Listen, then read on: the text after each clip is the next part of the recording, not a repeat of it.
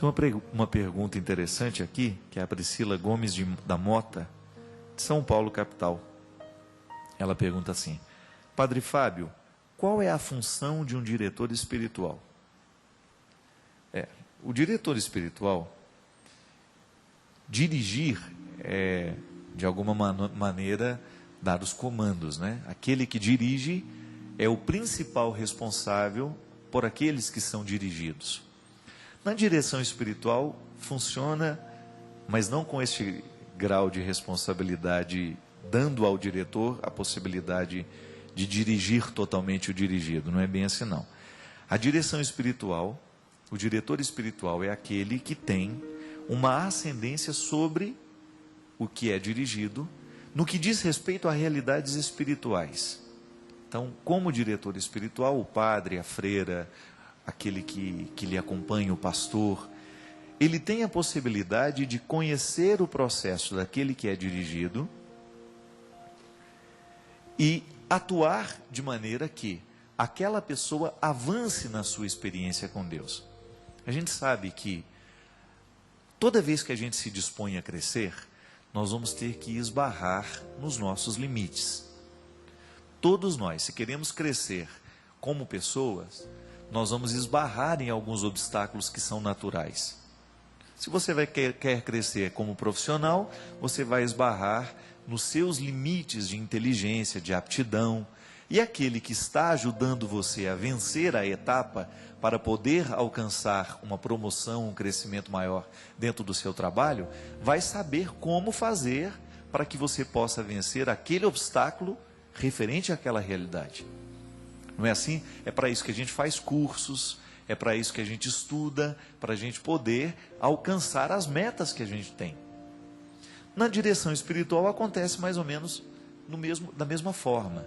Só que os obstáculos que nós vamos lidar dentro do contexto da direção espiritual é tudo aquilo que está nos impedindo a avançar espiritualmente. Então é por isso que o diretor espiritual, antes de qualquer coisa, ele precisa conhecer bem a história da pessoa que ele está dirigindo. Vale aquela regra de ouro, né, da hermenêutica.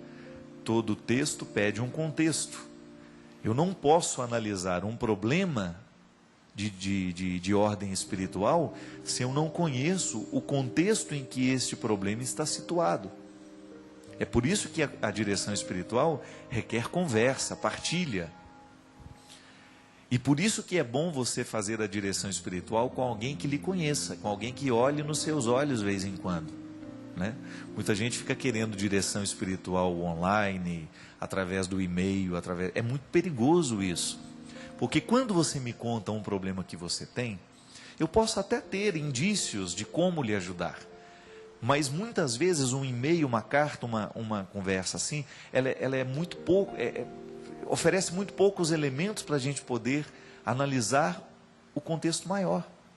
Então aqui, por exemplo, nós respondemos muitas perguntas, mas nós temos consciência que ao responder essas perguntas, essas dificuldades que as pessoas enfrentam, nós não conseguimos abarcar a totalidade da realidade da pessoa, né? Então a gente dá uma palavra, a gente joga uma luz sobre a situação que era daquela pessoa que nos escreveu o e-mail, de repente é a mesma de uma pessoa que nunca nos escreveu, mas que está assistindo o programa. Então esse modelo de direção espiritual que acontece aqui, não é o mesmo que vai acontecer no nosso dia a dia, porque no nosso dia a dia, a gente tem metas para alcançar do ponto de vista espiritual. E aquele que nos dirige, ele vai facilitar, através de conversas, através de momentos de orientação, para que a gente possa chegar a essas metas. Então, eu tenho lá os meus obstáculos na minha vida espiritual.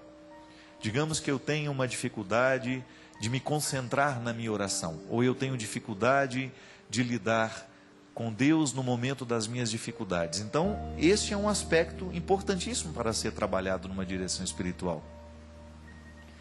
O diretor espiritual vai me ajudar a vencer esses obstáculos, através de conversas.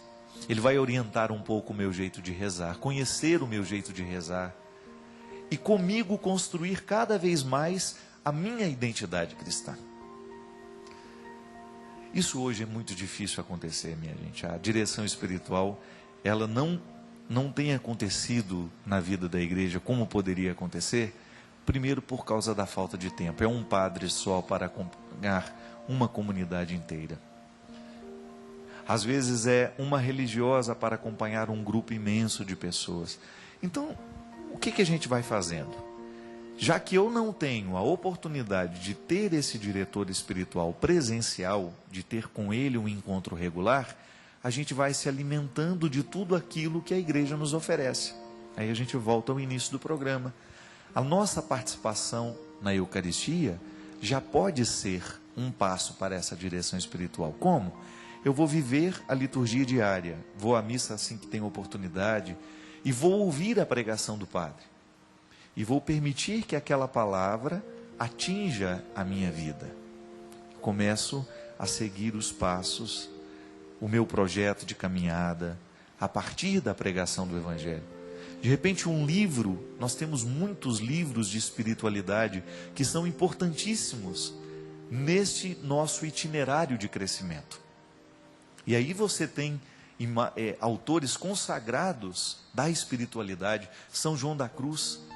São João da Cruz tem obras belíssimas sobre este itinerário espiritual. Teresa d'Ávila, Santa Teresinha do Menino Jesus. Ainda essa semana nós estávamos nos recordando de uma obra clássica que se chama Mostra-me Teu Rosto, né? Do Inácio Larrañaga. O Inácio Larrañaga ensinou muita gente a rezar por esse mundo afora. Ensina ainda, né? Porque ele é vivo e tem toda a sua obra aí. Muitos de nós fomos formados, do ponto de vista espiritual, com as influências do Inácio Larrañaga, com suas obras, com seus escritos. Então veja bem, nós precisamos buscar uma água limpa para a gente poder matar a nossa sede. Volto a dizer, nada vai substituir a nossa vida na igreja. Nada vai substituir a nossa caminhada de cristãos. A nossa vida em comunidade, o nosso dia a dia na nossa participação e na nossa vivência de fé. Agora nós temos os paralelos que nos ajudam também. São as adjacências, né? Um livro que você lê, um autor que você sabe que é sério, que leva a sério esta missão de orientar as pessoas do ponto de vista espiritual, que nos indica caminhos, porque às vezes eu estou lendo um livro e Deus coloca aquele livro na minha mão, não é para lê-lo todo. Eu preciso lê-lo todo para poder chegar àquela parte que Deus havia reservado para mim. Quantas vezes você tem essa sensação, né?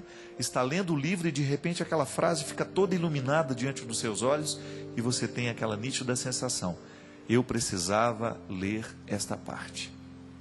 E aí alguma coisa dentro de você fica mais leve.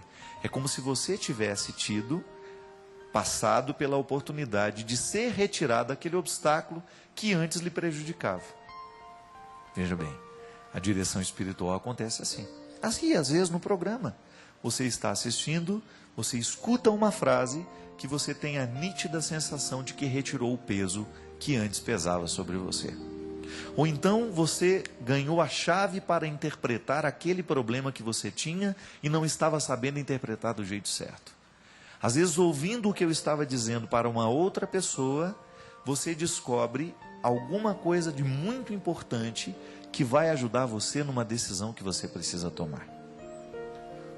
Ou então alguma coisa que provoque em você uma alegria, uma vontade de viver, que você tem a nítida sensação de que foi voz de Deus na sua vida. Isso é direção espiritual. Quando nós vivemos esse itinerário para a gente poder chegar ao lugar que Deus preparou para nós. Muitas pessoas deixam de chegar lá, deixam de crescer do ponto de vista espiritual justamente porque não tem com quem partilhar. A partilha é muito importante, mesmo. Nós precisamos muito desabafar. Todo mundo na vida tem a necessidade de desabafar. Chega um momento em que a gente não dá conta de ficar com tudo sozinho. A gente precisa de alguém que nos escute, ou às vezes a gente precisa de alguém que nos fale. E a direção espiritual nos dá essas duas oportunidades, de dizer e também de sermos ouvidos.